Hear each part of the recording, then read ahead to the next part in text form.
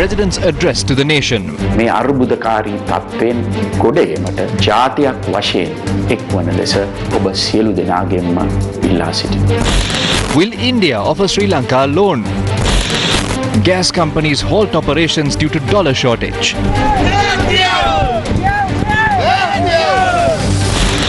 Fuel crisis aggravates due to petrol shortage. Basil or Cabral, who is responsible?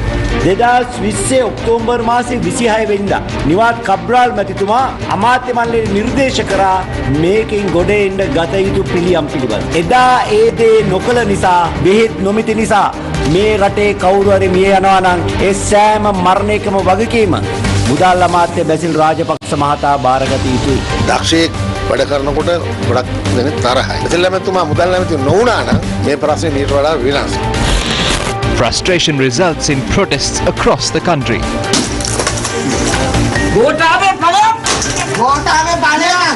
දැන් මේ වන්දිත් නෑ පොහොර සල්ලිත් නෑ මොකුත් නෑ දැන් මේ අස්වැන්න නෙලනවා. ඒ නිහඬ වෙලා ඉන්න එකට අපි අභියෝග කරනවා.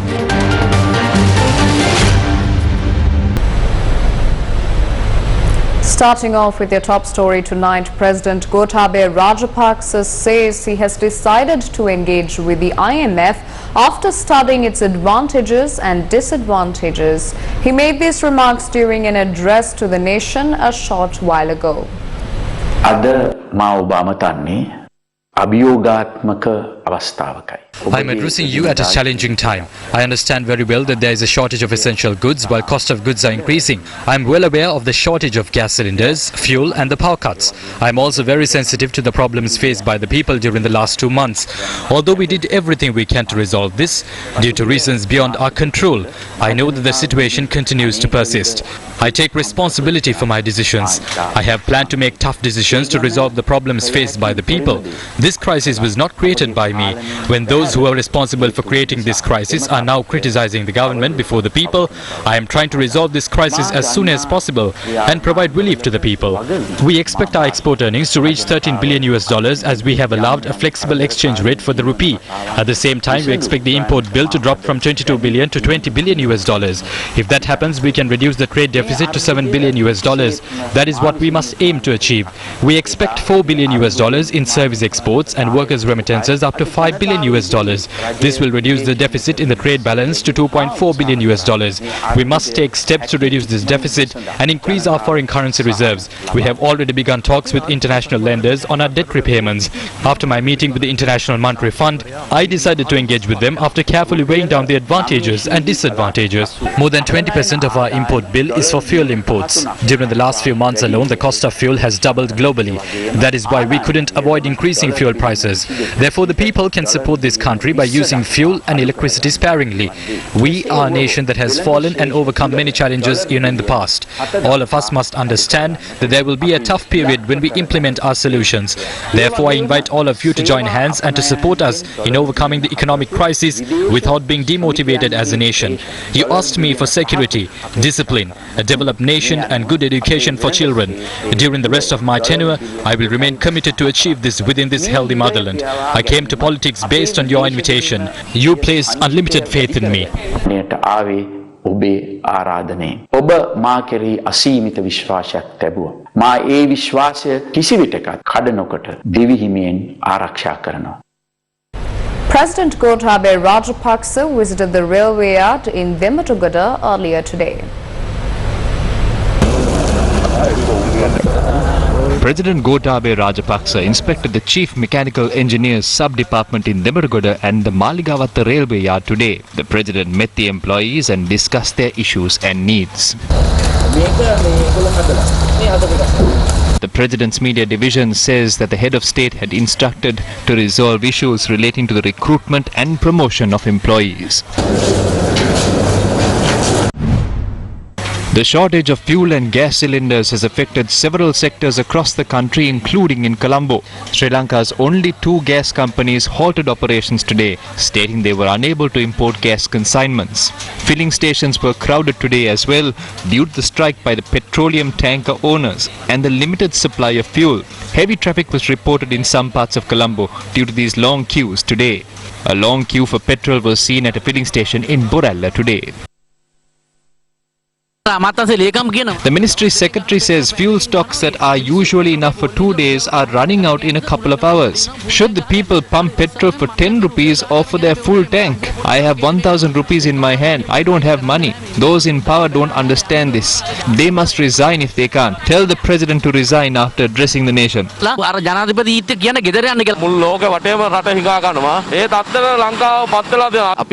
are not asking for relief under Samurdhi or Janasaviya. We are asking to buy petrol with the money that we have.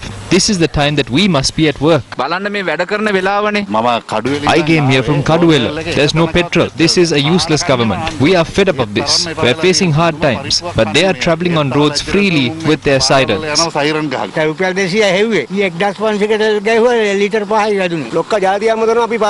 Long queues for petrol were seen opposite the Nelumpokun Theatre in Colombo.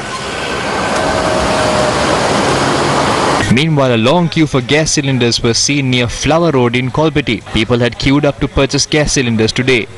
I have been here since 5:30 in the morning. They say gas stocks will arrive here, but there are no new stocks. There is no kerosene. They don't give us a proper assurance. We are in hunger. Our children are at homes. We do business at Golfis. We earn a living by selling vade. We are suffering without gas cylinders. I was in Slave Island until about 1 this morning. We are standing under this heat. What can our children eat? There is no milk powder to at least make some tea. We don't have kerosene oil to light up our oil lamp. Why are they doing this to us? We are suffering. They must resign if they can't do it. A long queue was seen at a filling station at Havelock Town in Colombo. They said they will alleviate poverty. They made poor people even more helpless. We have to pick up our children from school. We have work at home. Then we have to stand in queues for gas cylinders. Is this even a government? This is shameless.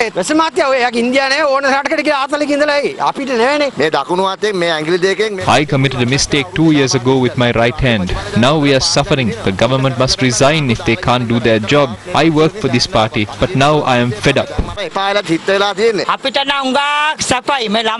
I came here with my 2 children. To whom can we complain about this? We will have to only complain to God. A long queue of private buses and lorries was seen at a filling station in Slave Island, although there was no diesel.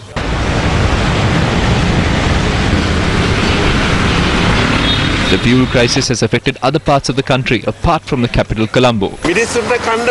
People don't have food. A person engaging in manual labor can't survive. They must resign by allowing a capable person to take over.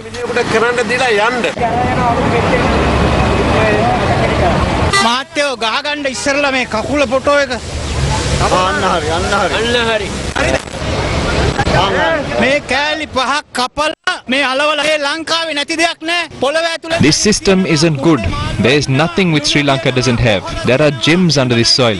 There are fish at sea. There is salt. There is fertilizer, ilmenite and phosphorus. They have nothing to worry about. Foreign entities offered bribes in dollars. All of them destroyed this country. No one should work for a salary to build this country. If anyone comes campaigning for votes, I'll chase them away with a broom. If there are teachers who are willing to work without a salary, let them come canvassing for votes. What is the meaning of this? Those in power are thieves and fraudsters. They're all the same. The voters don't have brains.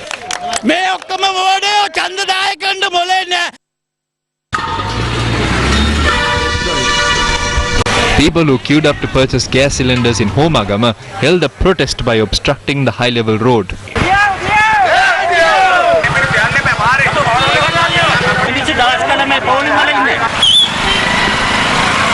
The situation was brought under control with the intervention of the police.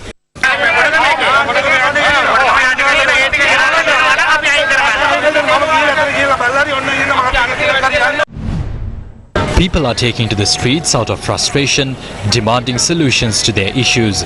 The silent protest was held in Kolpeti today, opposing the rising cost of living and the multiple crises faced by the country. Right now I'm near Liberty Plaza and the people are on the streets. The protesters lit candles and held placards during the demonstration. Everybody suffering in every sphere of life. Ministers are making false promises. I'm sick of promises. What we want is truth. We want answers. We want to know where we stand. We want to know what's going to happen of tomorrow. There's going to be a stage where everybody will come on the street. It won't be a silent protest like this. There'll be a stage when people will become very aggressive, and that's going to be a very, very dangerous state. I'm right here in the Kohuwala Junction where a group have staged this protest for the 16th consecutive day, demanding the government to provide solutions for the rising cost of living and especially to the prevailing economic crisis in the country. Now, the significance of this protest is that these people who are gathered here are not affiliated to any political party in the country. Newsfirst, that a brand that has always been with the people, especially during their hour of need. We are ready to hear what these protesters have to say. Here we are all obviously frustrated. When there are educated, knowledgeable people, it's quite unfortunate that we have goons who are running this country, and people who are taking key decisions, unfortunately, are with absolutely no brains. I don't think they are good enough to be serving in a coffee shop. We want the so-called terrorists. I brand them as terrorists, and these guys should be put in jail, not running a country. I think we are all here as a group to show that we are against what is happening in the country. I thought that it's time to send this message. This is the message I have. I hope you can see that. Please speak up, Sri Lanka. It's high time.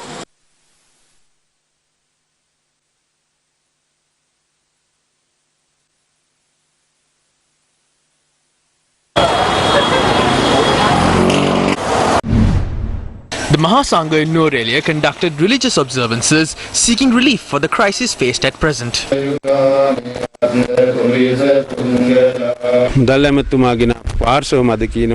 Those who back the finance minister are saying that this can't be done. We don't have faith on our country's governance anymore. The reason why we have gathered here is because we have no one to tell the problems of the people to apart from the gods. They have granted help for the people who are seeking prosperity. People are on the streets. They are finding it hard to earn a living. Today, Sri Lanka has become a country that is begging at the moment. Opposition parties have launched massive protests against the crisis faced by the people. The Janata Vimukti Peramune held a protest in Kandy today. The protest marched from the Dodanwala junction to the clock tower along the Peradeniya road.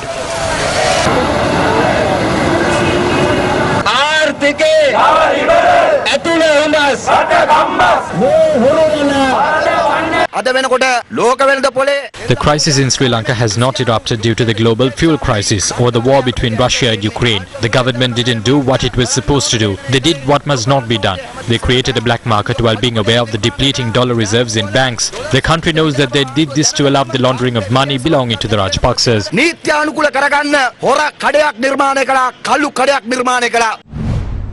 The Frontline Socialist Party held a protest in the Kaduruvela town today.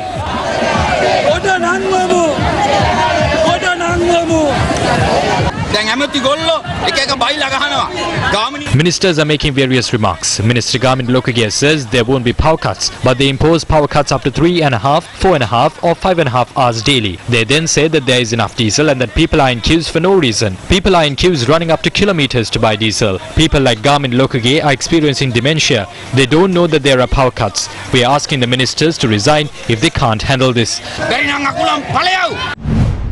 The Samagi Jana Balavege held a demonstration at the Kali Kovil in Talawakale. මේව දිහා ඔබ වහන්සේගේ අස්වලින් බලලා අපේ මේ දුප්පත් අහිංසක අසරණ ජනතාව මේ ශ්‍රී ලංකාවේ ජනතාව රාජපක්ෂ පවුලෙන් බේරලා දෙන්න ඔබ වහන්සේට net පහළ වෙන්න කියලා ඉල්ලා සිටමින් අපි අද මේ පොල්ගෙඩිය මෙතන ඔබ වහන්සේගේ ඉස්සරහ පිට බින්දිනවා.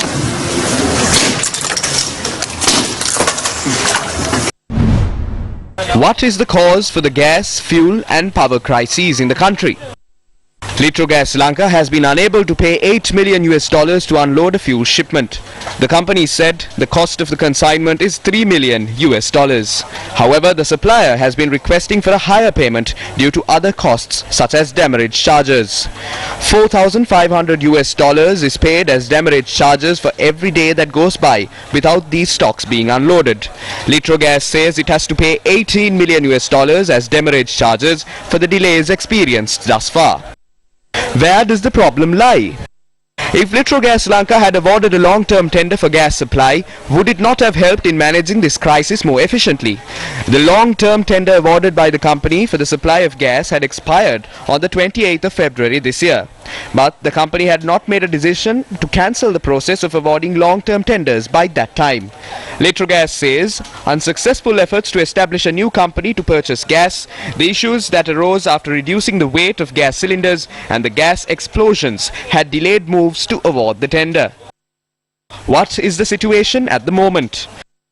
Although the long-term tender awarded to a foreign supplier has expired, Litrogas continues to purchase gas from the same company.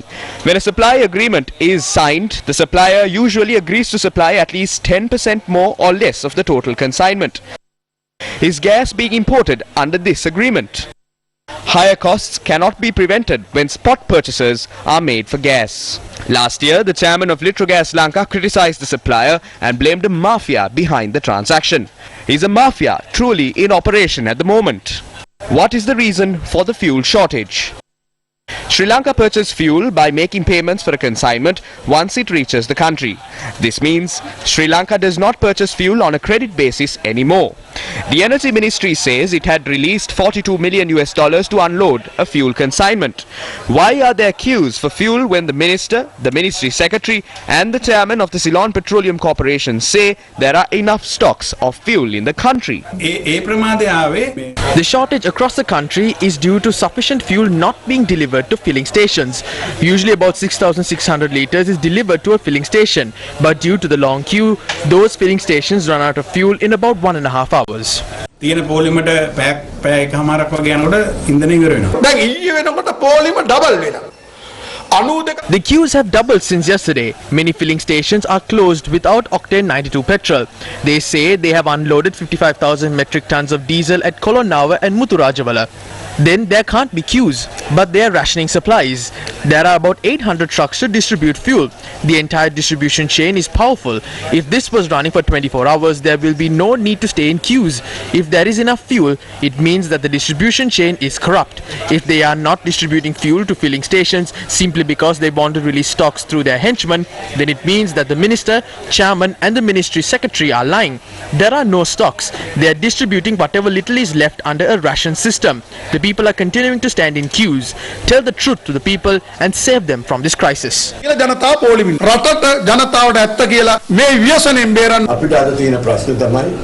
The problem we have today is that a fuel bowser that can normally supply fuel for about 1.5 or 2 days to a distribution center can only be used for 2 to 3 hours now. At the filling station near the eye hospital, I saw more cans and barrels than vehicles. A similar situation was witnessed in Demaragod as well. This has become a business now. Those without jobs purchase fuel while staying in queues and then sell it at higher prices. Even though we don't ban this, we need to pay immediate attention to this, especially in the Colombo district. We will discuss this and inform you. තහනමක් නොකරත් අපිට කොළඹ දිස්ත්‍රික්කයේ තුල යම්කිසි කල්පනාවක් කරන්න සිද්ධ වෙලා තියෙනවා. ඒක පිළිබඳව අපි සාකච්ඡා කරලා පසුව දැනුම් දෙන්න. සෙඩ් වලට ගිහලා සල්ලි දීලා පෙට්‍රල් ගහගන්න නැහැ ඩීසල් නැහැ. If we are unable to distribute diesel to all filling stations, we believe that we can meet the demand. We will have to face more issues if we try to stop that demand. If we have enough fuel in our storage facilities, this problem will not arise.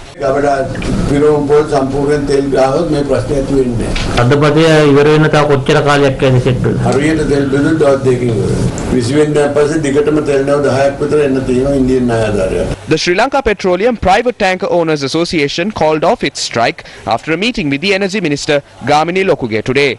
They demanded a higher fuel allowance as fuel costs have now risen. We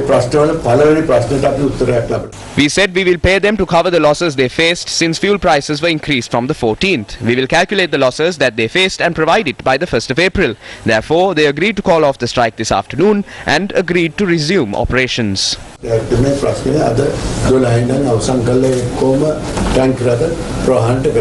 Fuel costs. The Energy Ministry has said that fuel prices in the world market had gone up due to the war between Russia and Ukraine. Last Monday, the minister said the government had to pay an additional $15 million as fuel costs had increased to $130 per barrel in the world market.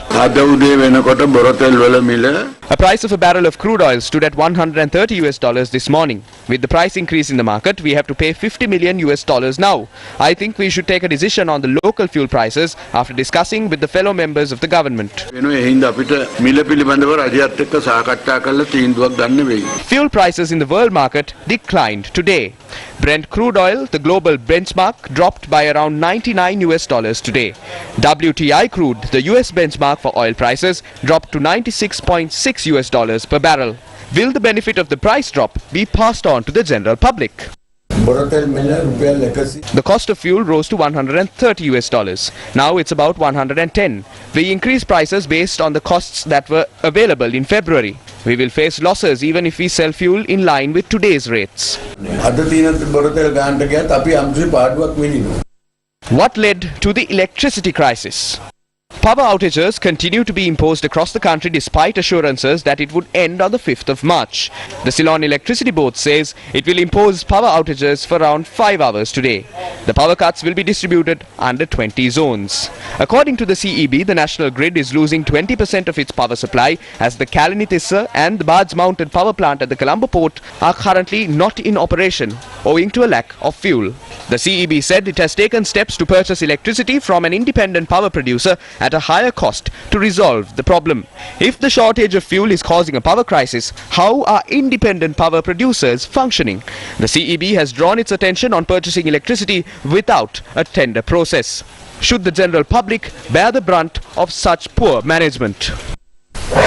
News First with the people. India's Prime Minister Narendra Modi has said he will stand with Sri Lanka as a neighbour and as a close friend. He had made these remarks during a meeting with Finance Minister Basil Rajapakse today. Sri Lanka's Finance Minister Basil Rajapakse met Prime Minister Narendra Modi in New Delhi this morning. This was to discuss bilateral matters and further Indian assistance to the country. Foreign media reported that matters relating to agriculture, renewable energy, tourism and the fisheries industry had been discussed at the meeting. Indian High Commissioner to Sri Lanka, Milinda Morogoda, was part of the delegation that attended the meeting. The Finance Minister had thanked the Indian Prime Minister for the support given to the country during difficult times. The Finance Minister had also met with India's Finance Secretary Harshvardhan Shringla, India's External Affairs Minister Dr. S. Jaishankar and Finance Minister Nirmala Sitharaman. Both sides had agreed on a four-pronged approach to addressing Sri Lanka's crisis that included Indian credit lines for import of essentials such as food, medicine and fuel, a currency swap to help boost Sri Lanka's foreign reserves, an early modernization project of the Trincomalee oil tank farm and Colombo's commitment to facilitate Indian investments in Sri Lanka. According to Minister S.M. Chandrasena, Minister Basil Rajapakse is fully capable of resolving the present crisis. Basil Rajapakse contributed more than 80% to form this government. At present, he is despised by many. I do not understand it. When capable people show their abilities, many envy it. Had Basil Rajapakse not been a Minister of Finance, this situation would have been worse. He is working tirelessly to resolve it. During the cabinet meeting last week, a unanimous decision was reached to seek support from the IMF. We will do it. We will receive their support in 4 to 5 months. When that happens, the value of the dollar will drop and the rupee will strengthen. Then we will be able to afford fuel and medicine easily. We only sought support from India and other nations to get over the next few months.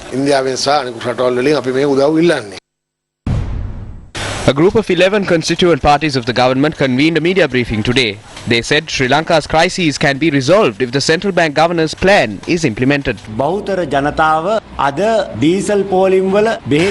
the people are now suffering in queues for diesel, medicine and gas cylinders. We wish to accuse the finance minister for causing this situation. This document, published on the 26th of October 2020 by the then State Minister Niwad Cabral, outlines recommendations that should be implemented as the country is heading towards an economic crisis. Since that was not done, the people are now suffering. If anyone dies due to cancer or heart-related ailments as they don't have medicine, Finance Minister Basil Rajapakse should bear responsibility for every such death. Finance Minister Basil Rajapakse should bear responsibility for the woes of the people who are in queues. We do not feel that those who engaged in transactions through the banking system soon after the exchange rate was floated will keep doing it again. It is easier to lose them when compared to attracting them.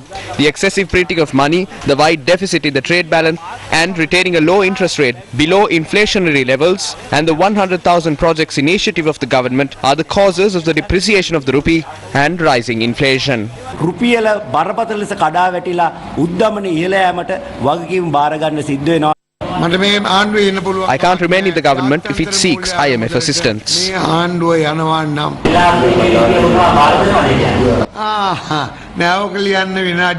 It will only take a minute to draft it. The entire government is revolving around Minister Basil Rajapakse.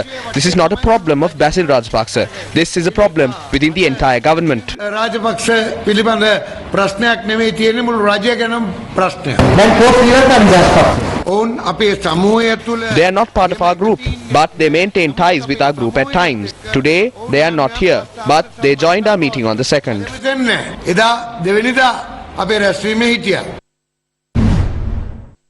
The Sri Lanka Freedom Party says it is not ready to cause a political crisis.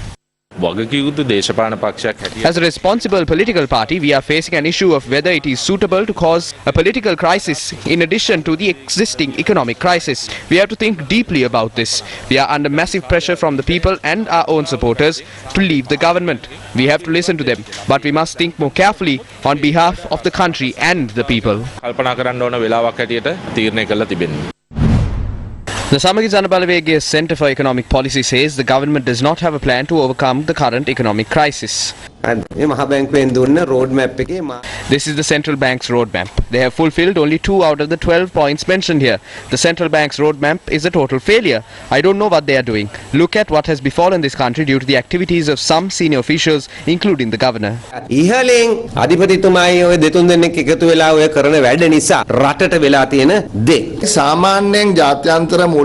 2 entities usually sign the agreement with the International Monetary Fund. One of them is the finance minister. The other is the central bank governor. The IMF delegation has not met with the central bank governor. By yesterday, there were posts circulating on social media that the Rajapakse family has decided to sack Niwad Cabral. Basil Rajapakse's group blames Niwad Cabral for this crisis. Niwad Cabral's group says they can't take any responsibility and that the government can't fulfill its recommendations. We have no problem over their internal issues. What matters to the people is how they plan to overcome this.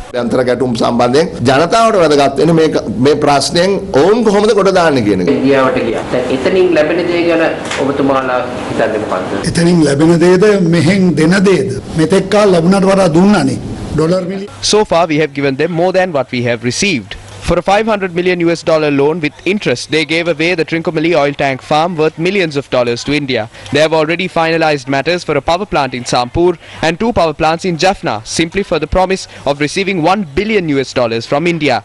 I don't think the government can overcome this, even if India gives $10 billion. The problem lies within the government itself.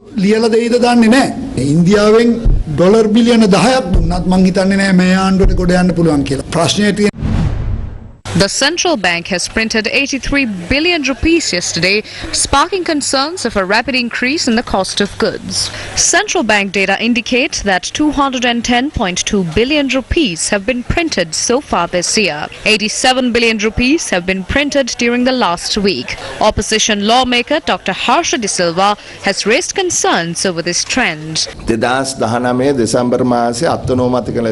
In December 2019, they arbitrarily decided to slash taxes.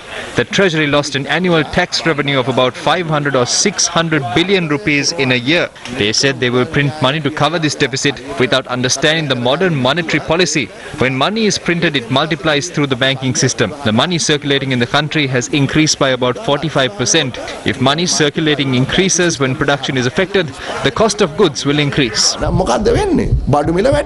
Central bank data indicate that the US dollar had been selling at 275 rupees today. Moving on, Foreign Minister Gia Pires says rubbing salt on old wounds does not support reconciliation efforts. He made these remarks at a media briefing on the UN Human Rights Council sessions that concluded recently.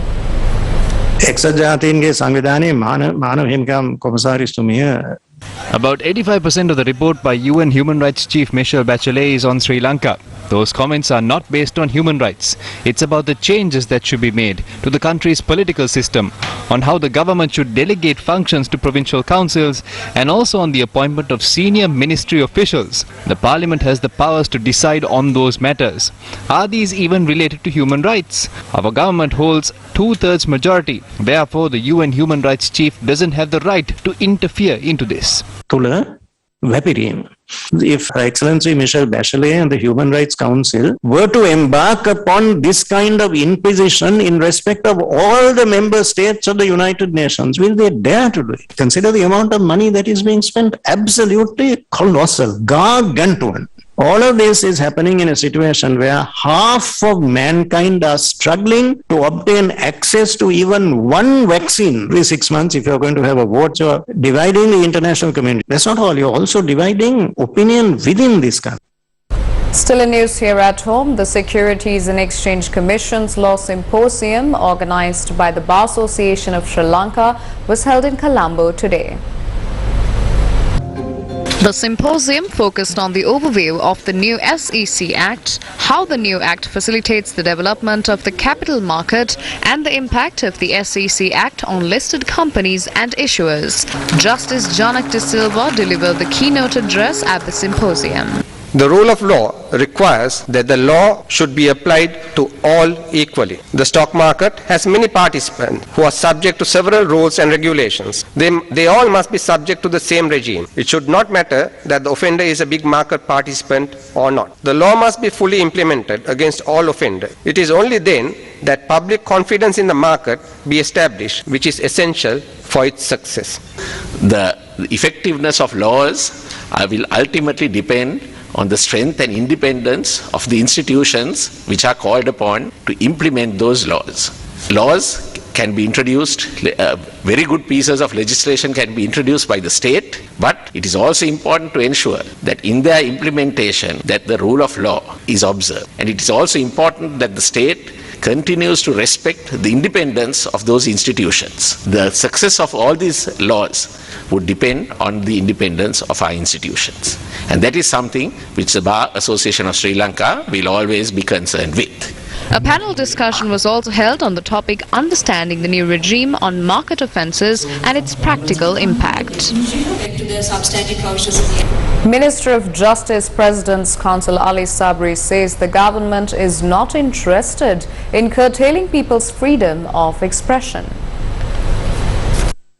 Without freedom of expression, we all become slave of someone. But this freedom of expression must also have certain amount of responsibilities. Now in the new media, everyone who has a smartphone has become a journalist, a press. So that is where this responsibility is cast upon the society itself, find a balance without limiting the people's right to say what is right, their opinion, satire, criticism. People should be able to come and say, you are the worst minister in the whole country had ever produced since the independence. I have no, that's his opinion. I can't say anything about it. But if he come and say that I have played out when I have not, I should be able to go to courts and prove that he is wrong and sue him for defamation. That is where the issue comes in. None of us are interested in curtailing people's right for criticism. But what we are saying, when there is organized misinformation which will result in problem between communities in the country, there has to be some regulations to go back and find out who are the people who are responsible. Because there is nothing called A's law or B's laws or government law. Laws are for the betterment of the country and its citizens. The minister made these remarks during the launch of SafeWeb.lk. The event was held to adopt a code of practice for global social media and other tech companies concerning Sri Lanka-related content. The Inter-University Students' Federation has also joined the string of protests taking place island-wide by launching their own series of protests. The Students' Union of the University of Peradeniya engaged in a protest today demanding the government to withdraw the KDU bill. The student protest was held at the Galha junction obstructing the Colombo Kandy main road. According to our correspondent, the protest was held for nearly an hour.